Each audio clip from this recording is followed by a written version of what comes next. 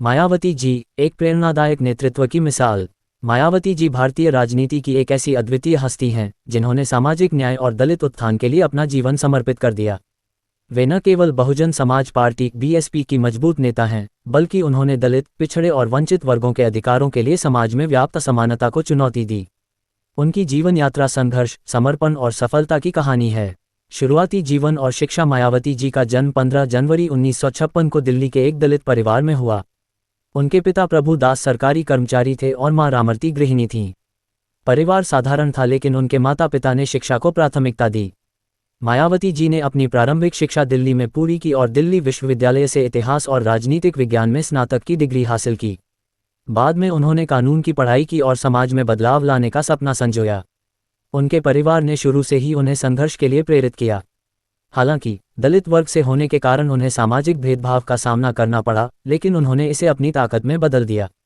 राजनीतिक करियर की शुरुआत 1980 के दशक में कांशीराम जी के नेतृत्व में बहुजन समाज पार्टी बीएसपी की स्थापना हुई और मायावती जी को इस पार्टी का चेहरा बनाने में महत्वपूर्ण भूमिका दी गई।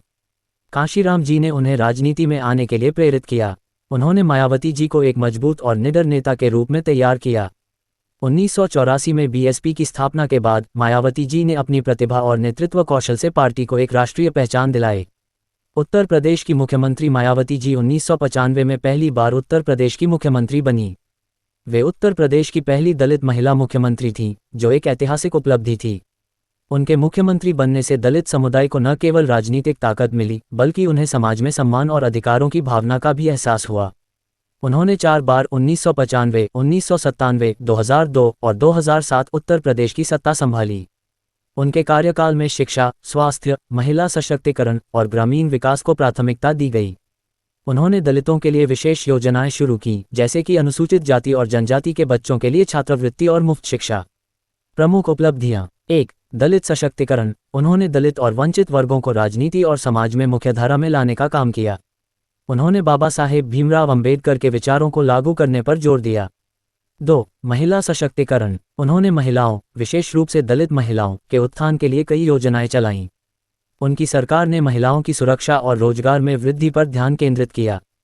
3. इंफ्रास्ट्रक्चर विकास। उनके कार्यकाल में उत्तर प्रदेश में सड़कों, पुलों और शहरी विकास पर बड़ा काम हुआ। 4. पार्क और स्मारक निर्माण। उन्होंने दलित नेताओं के सम्मान में कई स्मारकों और पार्कों का निर्माण करवाया, जिनमें अंबेडकर पार्क और कांशीराम स्मारक प्रमुख हैं। ये कदम उनकी विरासत को संरक्षित करने के लिए था, लेकिन इस पर आलोचना भी हुई। 5. कानून और व्यवस्था। उनके कार्यकाल में कानून और व्यवस्था को मजबूत करने के लिए कड़े कदम उठाए गए। आलोचना और चुनौतियां। मायावती जी को अपने राजनीतिक करियर के दौरान कई आलोचनाओं का सामना करना पड़ा। उनके स्मारक और मूर्ति निर्माण परियोजनाओं को अक्सर यह कहकर विवादित किया गया कि उन्होंने राज्य के धन का दुरुपयोग किया। इसके बावजूद उनके समर्थकों का मानना है कि उन्होंने दलित समुदाय को गर्व और पहचान दी। इसके अलावा कुछ लोग उनके नेतृत्व को केंद्रीकृत मानते हैं।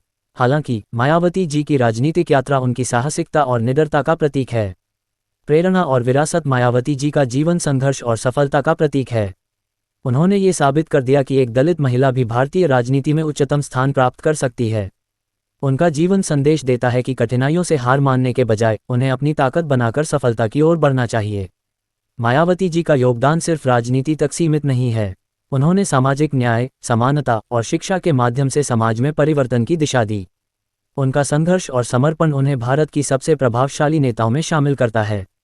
उनकी कहानी केवल एक नेता की नहीं, बल्कि करोड़ों वंचित लोगों के संघर्ष और सफलता की कहानी है। मायावती जी ने न केवल अपने जीवन में बदलाव लाया, बल्कि पूरे समाज को ये संदेश दिया कि असमानता और भेदभाव को हराया जा सकता है।